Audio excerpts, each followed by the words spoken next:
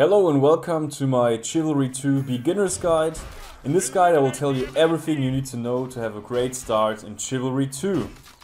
At first I will tell you everything about the combat basics in this game, like the different types of attacks, like basic attacks, heavy attacks, sprint attacks and special attacks, but also everything about kicks and jabs and when to use them. And after that I will tell you about the different classes and subclasses in this game, and which weapons you can use playing a certain class. And since we're talking about the weapons, we will also be talking about the different weapon types like chop, blunt and cut weapons. I will also show you which siege weaponry is currently in the game, the catapult and the ballista, and also show you how to use it. Yeah, and following that I will give you an overview of horses in Chivalry 2, since they are coming with the next update, which is also basically combined with the Steam release. I will show you how to spawn as cavalry, for example, and which weapons are best used with horses. And after that I will give you some general gameplay tips concerning the mode Team Objective, and I will tell you how to gain a lot of score points, which classes you should choose as a beginner, especially how to fight 1vx and what kind of special roles exist, like the Duke, the Heir, monks, heretics and also peasants. And last but not least I will go over the customization in Chivalry 2 and also tell you if a helmet matters or not concerning the damage you take. Additionally, I will put the timestamps of the topics that I will go over in this video in the description, so you can jump to the parts that actually interest you and you don't have to watch the whole beginner's guide over and over again if you just want to look up certain parts again. Alright, let's start with the combat basics. The first thing I can recommend to you is to actually do the tutorial. It doesn't matter if you're a complete newbie to melee slashers or you have played, for example, Mordhau already. Do the tutorial, it's extremely good. You will learn the basics of combat and you will also get a reward at the end of the tutorial. You will gain gold and a special title. The question that every beginner asks himself is whether he should use the first or third person perspective. In this short clip I will show you both perspectives and go over the advantages and disadvantages very quickly. The best aspect about the first person perspective is the immersion you will get from it. And because of that also some people have more fun using this perspective. But other than that, the third person perspective is just better. You can see more of what's going on around you, and yeah, as a consequence, of course, you can fight better in 1vx especially, and you can just react quicker to what's going on around you. But the most important thing, of course, is to use the perspective that's the most fun for you. Alright, now let's go over the types of attacks that you can use. That's the horizontal swing, the alternative horizontal swing, the overhead attack and also the alternative overhead attack. And last but not least, the stab and the alternative stab. These are your basic attacks and you can also combo them as you are seeing now. There are also heavy versions of these types of attacks, which cause more damage but also drain stamina. And heavy attacks also have a longer wind-up time. And just like with basic attacks, you can also combo heavy attacks, and if you are wondering whether your enemy is performing a heavy attack, it's noticeable because of the grunt or little scream at the start of it. Another important combat basic is that you can accelerate or delay your strikes. For example, when you're performing an overhead strike while looking down, you will hit your opponent faster. In contrast, if you would look up while performing an overhead attack, your weapon would need to travel longer to hit your enemy, and of course as a consequence would hit your opponent later. Yeah, and in this duel you could see me delaying and accelerating my strikes. At least before I got killed. Yeah, but this duel is a good example of utilizing delaying your attacks. You can see me throwing off my opponent by just hitting him a little bit later when he already isn't blocking anymore. Another important thing to know about combat in Chivalry 2 is that attacks with blunt weapons don't cleave through your opponents unless you're performing a heavy attack or a stab. So if this would not be a blunt weapon, the attack would continue. In this clip you can see that heavy attacks with blunt weapons actually cleave through your opponents. And another thing to note is that if you kill an opponent with a basic attack with a blunt weapon, your attack will also continue and not stop on hit. Another important combat basic is the special attack.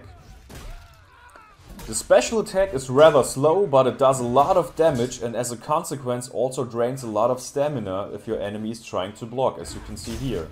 He lost so much stamina because of my special attack that he actually dropped his weapon. But we will go over the topic stamina in detail a little bit later. Another type of attack that we have in this game is the sprint attack. Right now you see a single chevron in the middle of my screen, and if you run for a little while it will turn into a double chevron, which means that you can perform a sprint attack. But the double chevrons are not the only indicators that tell you that you can perform a sprint attack. You also get a text on the right side popping up. But you have to keep in mind that the sprint attack can be only performed by two classes, the Vanguard and the Footman. The next type of attack is the tackle, which can be performed by the Knight class and the Footman class. And just like with the sprint attack, your indicators that tell you that you can perform a tackle are the double chevrons or the text on the right side. Another possibility that you have is throwing your weapons. And you can even pick up different objects from the ground like anvils, beehives, shields or stones and throw them at your enemies as well. Alright, let's talk about blocking now. Other than Morto, for example, Chivalry 2 allows you to hold your blocks. While you're holding your block, your stamina will keep decreasing, and also if somebody hits your block, it will drain stamina from you. If somebody hits your block while you're low on stamina, it will cause you to drop your weapon. And whenever your enemy drops his weapon, you will have a good chance for a free hit. The amount of stamina you drain by hitting a blocking enemy is mainly dependent on your weapon's base damage. What's also really important is the type of weapon you are using. Blunt weapons deal 25% extra stamina damage and chop weapons like axes, for example, deal 10% bonus stamina damage. Alright, now let's talk about one of the most important aspects of combat, which is riposte and counter. You perform a riposte by striking right after successfully blocking an attack. If you've successfully performed a riposte, then these yellow symbols will appear and also the text saying riposte. The best thing about a riposte is that you will block incoming attacks in front of you for roughly half a second after starting your riposte, which can be very useful in 1vx situations. And another thing you can do is the counter attack. You perform the counter attack by blocking and then using the same type of attack as your enemy shortly before he hits you. So if your enemy attacks you with a horizontal swing, you also have to swing horizontally in order to perform a successful counter attack. And if you've countered successfully, it is indicated by these blue symbols and the text saying counter success. And just like the riposte, the counter will also give you roughly half a second in which you will block incoming attacks in front of you. So, when should you use the riposte and when should you use the counter? What are the differences, advantages and disadvantages? The main advantage of the riposte is that it's easier to perform. You don't have to match the input of your enemy and you can just block and then attack. This can be especially useful for beginners and also in 1vx situations where you don't know which attack will hit you first. So maybe one guy is swinging horizontally, one guy is stabbing, and a riposte is the safer pick here. But the biggest problem with ripostes in comparison to counters is that ripostes will drain your stamina over time. And counters, in contrast, will make you regain your stamina after successfully completing a counterattack. So if you're dueling, for example, and it's a long fight, you really need to rely on counters. Otherwise, you will drop your weapon at some point because you won't have any stamina left. But the main disadvantage with counters is that your enemy will know which type of attack you're throwing at him, because you're just mimicking his input. So throwing in a riposte every now and then, even in duels, can be very useful, so you're not as predictable. The next combat basic I want to tell you about is crouching.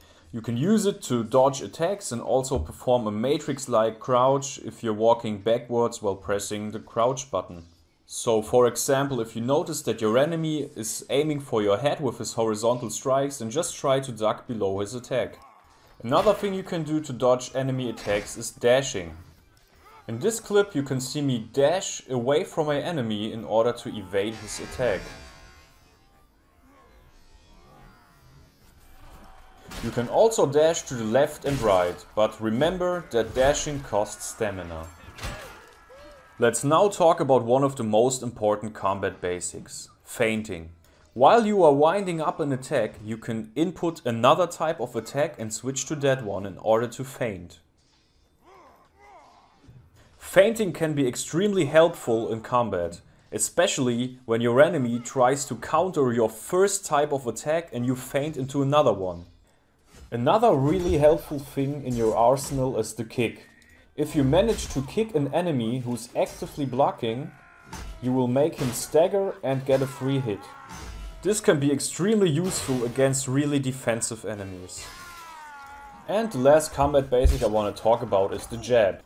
The jab deals 10 damage and interrupts a striking enemy. It's extremely useful to stop an enemy from doing a combo against you. So if an enemy hits you successfully, it's often a good idea to get close to him and jab him in order to stop his combo. And in this clip you saw my enemy doing exactly that, stopping me from using my combo. Alright, now that I've told you the most important things about combat, let's get into the next chapter, the classes. And as you can see, there are 4 different classes in this game: the Knight, the Footman, the Vanguard and the Archer. And every class has 3 subclasses. As Archer you can be a Longbowman, a Crossbowman or a Skirmisher. As a Longbowman you can choose between 2 different bows, the regular bow and the warbow. You can choose between 4 different secondary weapons and you can also place spikes. As Longbowman your special ability is the Brazier and you can also zoom in while aiming.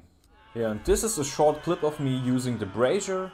It will basically let you ignite your arrows, or if a crossbowman goes up to your Brazier, it will also ignite his bolts. And you may have guessed it already, if you hit an enemy with an arrow that you've ignited, the enemy will take some sweet fire damage over time and be visibly burning. And if you're asking yourself whether you should use the warbow or the regular bow as a Longbowman, I can highly recommend the warbow, since you can one-shot other archers with it and it just does way more damage, although it shoots a lot slower than the regular bow. Alright, let's talk about the crossbowman. The crossbowman has just as much HP and stamina as the Longbowman, but only one primary weapon, the crossbow. But the secondary weapon, the axe, is way better than every secondary weapon that the Longbowman has. And the crossbowman's special ability is the banner. In this short clip you will see me place the banner as a knight. And what the banner does is that it heals every teammate that's standing next to it. And for every teammate that you are healing with your banner you get score points. So if you place your banner well you can gain a lot of score points. And having a banner at a good choke point is just priceless. Alright, let's talk about the Skirmisher, the 3rd Archer subclass. The Skirmisher has 2 different primary weapons, the Javelin and the throwing axes. And the Skirmisher also has really good secondary weapons. What distinguishes the Skirmisher from the other 2 Archer subclasses is that he's relying on throwing his weapons and not shooting projectiles. He also has a shield, a bear trap and 20 more stamina than the other 2 subclasses. As special ability the Skirmisher has the Quiver, which lets you replenish your ammunition. So for example, if you're out of javelins or throwing axes, you can use your Quiver and get all your ammunition back. And overall, throwing javelins is a lot of fun, while throwing axes is kind of underwhelming with the Skirmisher. The next subclass I want to tell you about is the Devastator. The Devastator has pretty much the best weapons in the game and also doesn't suffer from any movement speed penalty for using such huge weapons. And like every Vanguard subclass, the Devastator has 130 HP and 100 stamina. The main weapons that the Devastator can use are the Highland Sword, the Maul, the Greatsword, the Executioner's Axe, the War Club, and also the Battle Axe. The most versatile weapon here is definitely the Greatsword, although I just love the Highland Sword because it hits like a truck and has a very unique special attack where you do a 360-degree slash. And as you can see on the right side, the special ability of the Devastator is the Oil Pot. And in this short clip you will see the Oil Pot in action. Like the name already suggests, it's a small pot that you can throw and it will leave a burning place on the ground. Whenever a teammate or an enemy steps into it, he will burn and receive a lot of damage. The Oil Pot is best used in choke points where a lot of enemies are standing close to each other, but keep in mind that you can also damage your teammates quite a lot with the Oil Pots. And what's also really good about the Oil Pot is that you can throw it right at your enemies' faces. The next Vanguard subclass, the Raider, is very unique because you can use two primary weapons. Yes, it actually says secondary, but those secondary weapons are actually main or primary weapons. And there is no other subclass that can use two primary weapons. And another really good thing about the Raider is that he can use the Warhorn. In my opinion, it's the best special ability. And what it does is that it heals every teammate around you and also picks up teammates that are knocked down and crawling. You can gain a ton of score points when timing your Warhorn right. But if one of your teammates used his Warhorn, then there is a little bit of a cooldown. This basically means if a teammate uses his Warhorn and you use yours right away after that, you won't heal anybody and don't get any points. So keep in mind to just wait like 10 to 15 seconds after somebody used his horn, or you will just end up wasting yours. Alright, let's get back to the weapons of the Raider. You can use the Dane Axe, the Messer, the two-handed hammer and the glaive. And I can really recommend going for double Dane Axe as a beginner, since the weapon is extremely fast, has an okay range and does a lot of damage. The Messer is also a pretty good weapon, but I would not recommend the glaive since it's kind of underwhelming. It's really fast, but the damage is just too low. And rather hard for beginners, but also a pretty good weapon in my opinion is the two-handed hammer. It is a blunt weapon, so it does extra damage against knights and footmen, but it's hard to use because you need to rely on heavy attacks to cleave through opponents and your basic attacks will stop on hit. Let's now talk about the Ambusher class. It's also a really unique class because you deal more damage when striking opponents from behind. But it's also one of the hardest classes to play because it's the class with probably the worst weapons. And keep in mind that your bonus damage from behind only works with your default weapons. It does not work if you pick up weapons from the ground. And the Ambusher is also kind of a melee and ranged hybrid because you have throwing knives in your arsenal. So you're basically holding a one-handed weapon in your right hand and you're throwing daggers in your left hand, and you can strike or you can throw. And yeah, it's kind of a hybrid type of playstyle that you need to have. And like the Skirmisher subclass of the Archer, your special ability is the Quiver, which is pretty handy to restock your throwing knives. Alright, now let's talk about the Footman and the Poleman subclass. As a Poleman you can use the Glaive, the Halberd, the Polehammer and the two-handed spear. And you also have 4 different secondary weapons. You can play spikes. You have 150 HP and 80 stamina, just like the other 2 subclasses of the Footman. And what's special about the Footman class in general is that you can use the Bandage Kit, and every subclass of the Footman has this special ability. In this clip you can see me using the Bandage Kit, and what it does is that it heals teammates, it extinguishes teammates that are on fire, and it can also pick up teammates that are knocked down and crawling on the ground. And jumping back to the weapons of the Poleman, what I can really recommend when starting out is either using the Halberd, because it's just overall a good weapon concerning the range, the speed and also the damage. And if you really want to focus on just one weapon and want to dominate team objective mode, then you should pick the Spear.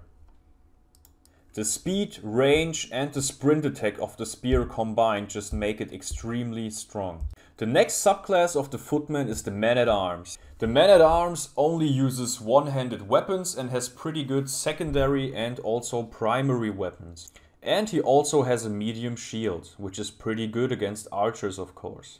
And you can also throw it. The best overall choices as primary weapons are either the sword or the one-handed spear, and as secondary weapon I would choose the axe.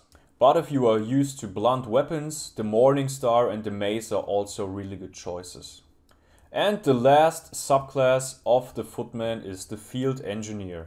The field engineer specializes in placing structures and has pretty interesting primary weapons like the sledgehammer, the shovel or the pickaxe. But if you really want to try hard as field engineer, I would highly suggest picking up a better weapon from the ground. Although I have to say the shovel is pretty fun to play and also makes a really satisfying sound when you're hitting an enemy. And another interesting thing to note is that you deal 100% bonus damage against breakables as a field engineer. Alright, now let's talk about the knight class and the officer subclass. And first I have to say that every knight subclass has the same amount of HP, 175 and 80 stamina. The officer has 5 different primary weapons: the longsword, the war axe, the heavy mace, the pole axe and the greatsword. And I can recommend pretty much every single one of these primary weapons except the pole axe, because its damage output is just a little bit underwhelming. But the best choice here is probably the greatsword.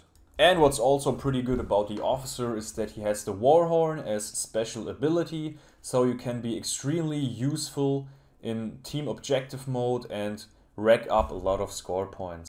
And I also have to say that every single secondary weapon is extremely good. And on top of that you also have throwing knives as an officer. The second subclass of the knight is the guardian. The guardian uses a heavy shield and has pretty good primary one-handed weapons. And as a secondary weapon the mace definitely stands out since it's way better than the hatchet or the short sword. The special ability of the Guardian is the banner, so the Guardian and the crossbowman share the same special ability.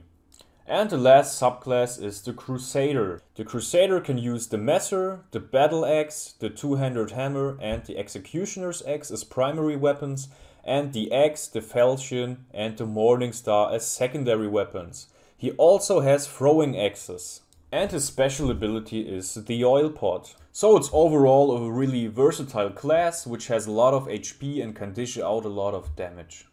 And now that I've shown you the classes, I want to talk about bonus damage and weapon types really fast. Here you can see that the Battle Axe has the weapon type Chop, so it does 25% bonus damage against knights and 17.5% bonus damage against footmen. In contrast to that, the Two-Handed Hammer is a blunt type weapon and does 50% extra damage against knights and 35% bonus damage against footmen. And weapons belonging to the weapon type Cut don't have any bonus damage. And I also have to mention that the bonus damage percentages are the same for every weapon belonging to a certain weapon type. So blunt weapons always have 50% more damage against knights, no matter which blunt weapon you choose. Another important thing to know about weapons is that they deal a different amount of damage to the upper body and the lower body. And also interesting to know is that melee weapons don't deal extra damage to the head. So your damage against the upper body and your damage to the head is the same. But this is only the case for melee weapons. Ranged weapons, on the other hand, have different damage values for the head, the torso and the lower body. The shot to the upper body just dealt 45 damage, for example, the shot to the head 70 damage, and this shot to the lower body 23 damage. Another thing I haven't mentioned yet is that you don't have every weapon and every subclass unlocked right away. Most weapons and subclasses you have to unlock first. You start with the Longbowman, the Devastator, the Poleman and the Officer. And then you have to unlock every other subclass in order to be able to play them. And you unlock your subclasses by increasing your overall class level. So if you're playing the Longbowman, your archer level will increase, and by doing that you will unlock the Crossbowman. Alright, now that you know the most important things about the different classes and subclasses, let's jump into siege weaponry. At the moment there are two types of siege weapons in the game, the ballistas and the catapults, and right now you're seeing the ballista in action. This siege weapon one hits your enemies and can also kill multiple enemies at once. And if you hit an enemy shield it will break, but the enemy won't receive any damage. Also keep in mind that it does a lot of team damage as well. Another thing to note is that the ballista can be destroyed but also repaired by just running up to it and holding a certain button. And all in all, almost every map has a ballista standing around somewhere. The catapult on the other hand is rarer than the ballista since it is represented in fewer maps. The catapult is also a lot harder to use because you have to play around with the range a lot in order to hit your enemies properly. So you have to practice shooting a lot and playing around with the draw distance and just get used to it. What also makes a catapult harder to use is that you have to keep putting stones into it before shooting. So it's best used by two people, one that's drawing and shooting and one that brings stones to the catapult. The best thing about a catapult is that you one hit everything that's close to your stone where it lands, but big warning, it will also one hit your teammates. And just like the ballista, the catapult can also be destroyed and also repaired. The next topic I want to talk to you about are horses. Horses are coming with the Steam release, but I was lucky to be able to play them during the public test beforehand. If you're sitting on a horse and press your kick button, it will actually kick behind of it, and the jab button will be a frontal kick. While riding you can also use special attacks, and the Highland Sword, the two-handed spear and the lance will also have different special attacks on horseback. And how do you actually get to play as cavalry? Well, there are three options. Either you mount a horse that's standing around somewhere, and on team objective maps you can also receive a prompt that says join the cavalry, which you can accept. And on team deathmatch maps you will get to randomly spawn as cavalry upon death.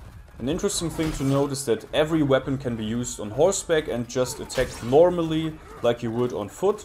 And the most interesting thing is that your damage output will actually multiply based on the horse's speed. So you really benefit from keeping your momentum up. And this is even more important because horses cannot be healed.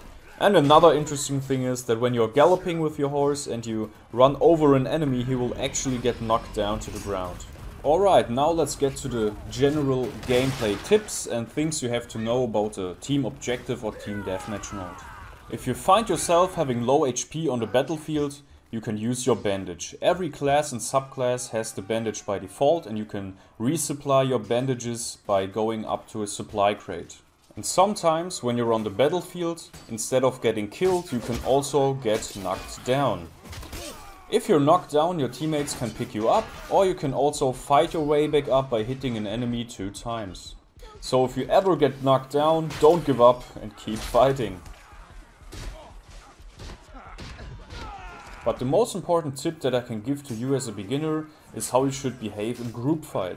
Whenever there are a lot of teammates but also enemies fighting at the same time, you really don't want to horizontally swing, but use your stabs and overhead attacks so you don't hit your teammates to the side. This is definitely the #1 thing beginners do wrong. They just spam the horizontal slashes and make their teammates really angry at them. Another thing you have to know about are the special roles in Chivalry 2. Some maps feature special roles. For example, now you're seeing the Escape from Fallmire, and the top player from Agatha will be able to play as the champion. He can also reject playing the champion, and this will make the second best player be able to play the champion, and he won't be able to reject it. So it's either the top scoring player or the second best player who gets to play the champion. And in order to win as the champion, you have to get to a certain ship and your teammates have to escort you. And this is how a victory as a champion would look like. Another special role that you can play is the Duke. You get to play the Duke if you're the top scoring player on Agatha on the map Dark Forest. After the Masons have captured the second last stage, you will get a prompt on the right saying that you are the Duke and you can either accept or reject it. And just like with the champion, if you reject it, the second best player has to play the Duke and cannot reject it. And after accepting it, it will take a couple seconds until you respawn as the Duke. And your goal as the Duke is to stay alive until the time runs out. And of course your teammates will have to protect you while doing that. The next special role is the heir on Rudhelm, and it's the same principle, the top scoring player, but this time from the Mason order will get to play the heir. If you reject it, the second best player will have to play the heir. And you have the same goal like on Dark Forest as Duke, you just have to survive until the time runs out. And if you get to play the heir on Rudhelm, the best thing is to go upstairs and don't stay in the middle where you spawn.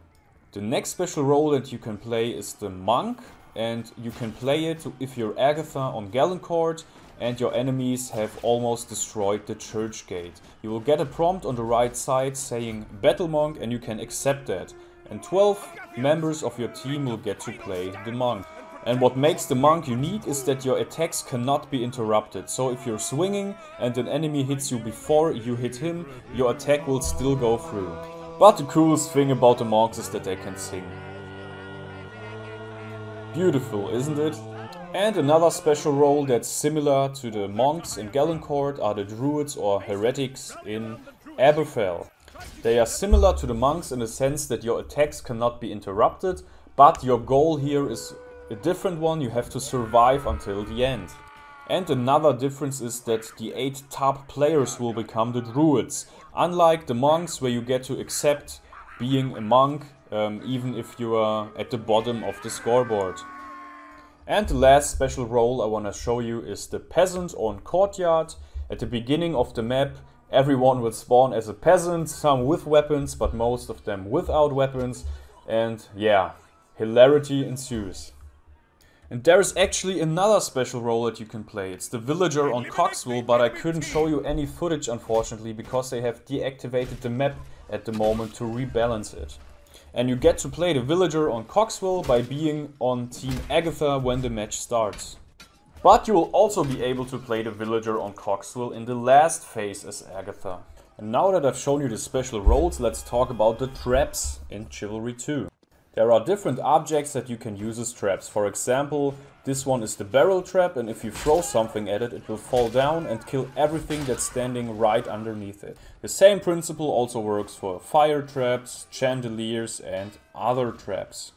Alright, now let's talk about the best class for beginners, and in my opinion it's the Vanguard and the Raider subclass. As I already mentioned during the subclass section, the Raider has 2 main weapons and also the Warhorn as special ability. And since you're having 2 main weapons, it's okay to lose one, because as a beginner of course your stamina game will not be on point and you lose your main weapon a lot. But also you can get used to throwing, because you can just use one of your Dane axes to throw at your enemies and deal tons of damage with it. And since you have the Warhorn as your special ability, you will rack up a lot of score points and probably be at the upper half of the scoreboard as a beginner already, if you time it correctly. But overall, the Officer subclass of the Knight would also be a great beginner's class, since you also have the Warhorn, more HP than the Vanguard and also great weapons in your arsenal. But of course the most important thing is to have fun, so choose whichever class is the most fun for you. Alright, now let's talk about duels, 1vx and xv1. At first I will show you a duel. This one here is a dedicated duel server which you can find through the server browser. And keep in mind to flourish your weapon in order to tell the other person that you want to start a duel. And only attack the other one if he also flourishes. As I already mentioned a little bit earlier, counters are extremely important in duels since you want to keep your stamina up. One of the worst things that can happen in a duel is if you lose your main weapon because your stamina is too low. So keep your stamina up by countering most of the attacks. Also keep in mind to accelerate or delay your attacks in order to throw your opponent off. Also keep in mind that you can feint into a different type of counter. In the next clip you will see my enemy start out with an overhead attack and then feint into a horizontal slash. So I have to exactly mirror his input. I start with an overhead attack and then feint into a slash. But it would also have been possible to wait a little bit longer with my block and then only counter his slash. Also, if you want to really be good at duels, you have to know the different damage values of your weapon. So for example, the Highland Sword does 85 damage on an overhead strike and the Knight has 175 HP. That means that a Knight will only have 5 HP left if I hit him 2 times with an overhead attack, which makes it easy for me to finish him off with a kick, which does 5 damage. And although kicks can be very strong, especially if your opponent is actively blocking, you should use them sparingly in duels. If your enemy has a good reaction time, he will punish you for kicking too often. But the most important tip concerning duels is just to duel a lot. You will learn most things just by doing them. And don't shy away from really good enemies, since you will learn the most things from these enemies. Since this is a beginner's guide, I don't want to go too deep into dueling, but if you want to have a separate video and a more detailed one concerning duels, then please write a comment. Alright, now that we have looked into duels, I want to show you the best tips and tricks for fighting 1vx and also xv1. Let's start with 1vx. The most important tip while fighting 1vx is to use riposte and counter. As I've already mentioned during the riposte and counter section, every time you counter successfully or perform a riposte, you will actively block every incoming attack in front of you for roughly half a second. Another important thing to keep in mind is to stay on the move. You don't want to get any enemy behind of you. So keep moving and also use your dashes a lot. Another thing to keep in mind, especially if you're low on stamina, is to try and counter, since you don't want to lose your main weapon during a 1vx fight. And sometimes you don't even have to win the 1vx, you just have to survive for long enough until your teammates arrive to help you. But until your teammates arrive, the best types of attacks are horizontal slashes, since you want to hit as many enemies with a single strike as possible. Alright, now let's take a look at xv1. What do you have to do if you're fighting as a group against a single enemy? By far the most important and most reliable technique is to use a stab and drag it into your enemy, like you just saw. It is so effective because your enemy can only block in front of him. And if you drag your stab from the side into him, there's a high chance that you hit his body and not his block. Another thing that's really effective in xv1 is the kick, but you have to really use it with caution, because if your enemy strikes before you land your kick against his block, then you'll have a pretty bad time. And another useful tool in your arsenal can be the jab, but only use it if you're really close enough. And what you generally want to do in xv1s is get behind your enemies. This is especially important because you don't want to feed your enemies counters or ripostes, since they will block every other attack coming from in front of them. So the last thing you want to do when fighting as a group against a single enemy is to keep hitting him from the front. Because this will enable your enemy to easily perform counter attacks or ripostes, and he will be able to block every incoming attack from the front, making the team fight really difficult for you. Alright, now let's quickly talk about the customization options that Chivalry 2 offers. You can customize each class of both factions, and after a Steam release, of course, there will be 3 factions, and also you can customize your free-for-all characters. You have a lot of different options for the head type, and also can choose to play a female character if you like. You can also freely choose the eye color, a different hairstyle if you like, although the master's cut is of course the best one. Also, you can give your character a beautiful beard if you like to. You can use different types of face paints and also different types of imperfection. And note that you have to unlock most customization options first. You need to have a certain level and a certain amount of gold for that. And a question that every beginner asks himself is whether he should wear a helmet or not. And no, the helmet does not decrease the damage you take, so it completely doesn't matter and it's up to you and your style preference.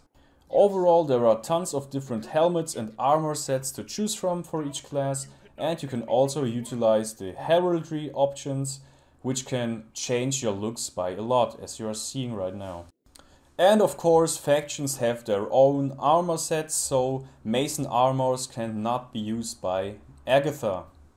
Also, there are a lot of different weapon skins to choose from, and the weapon skin can greatly change the appearance of your weapon. Alright guys, that's it for my beginner's guide. I hope that you enjoyed it and learned a few things. And also, if you have any suggestions for topics that I should make a video about, like for example a class guide to the ambusher or the field engineer, or maybe an in-depth guide to duels, then please let me know in the comments. If this guide was helpful for you, then please consider liking this video and also sharing it with friends that also start playing Chivalry 2. And if you would like to see some live gameplay, you can also follow me on Twitch. I will put the channel link into the description. See you guys on the battlefield.